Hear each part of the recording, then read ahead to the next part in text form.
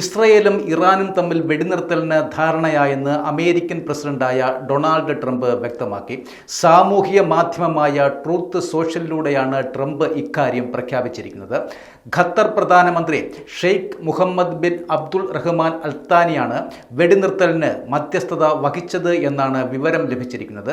അമേരിക്കയാണ് വെടിനിർത്തൽ സന്നദ്ധത അറിയിച്ചതെന്നും വെടിനിർത്തലിന് ഇസ്രയേലിന്റെ സമ്മതം വാങ്ങിയ Trump Sheikh Mohammed bin Abdul Rahman അൽത്താനിയുമായി ഫോണിൽ ബന്ധപ്പെട്ട് ഇറാനുമായി സംസാരിക്കാൻ അഭ്യർത്ഥിക്കുകയായിരുന്നു എന്നും വാർത്താ ഏജൻസി റിപ്പോർട്ട് ചെയ്തു.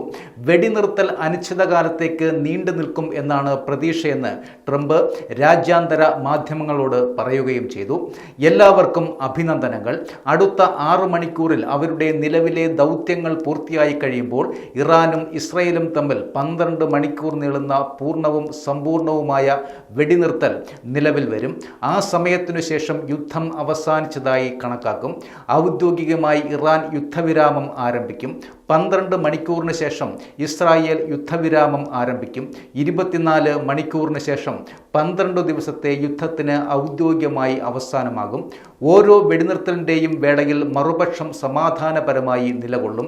എല്ലാം ശരിയായി പ്രവർത്തിക്കുമെന്ന ധാരണയിൽ 12 ദിവസത്തെ യുദ്ധമെന്ന് വിളിക്കാവുന്നത് അവസാനിപ്പിക്കാൻ ആവശ്യമായ ക്ഷമ, ധൈര്യം, ബുദ്ധി എന്നിവയ്ക്ക് ഇറാനെയും ഇസ്രായേലിനെയും അഭിനന്ദിക്കുന്നു.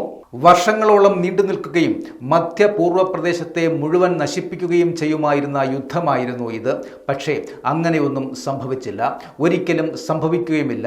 ദൈവം ഇസ്രായേലിനെ അനുഗ്രഹിക്കട്ടെ, ദൈവം ഇറാനെയും അനുഗ്രഹിക്കട്ടെ, ദൈവം മധ്യപൂർവ്വദേശത്തെ അനുഗ്രഹിക്കട്ടെ, ദൈവം US-നെ അനുഗ്രഹിക്കട്ടെ, ദൈവം ലോകത്തെ അനുഗ്രഹിക്കട്ടെ, ട്രംപ് സമൂഹ മാധ്യമങ്ങളിൽ കുറിച്ചു.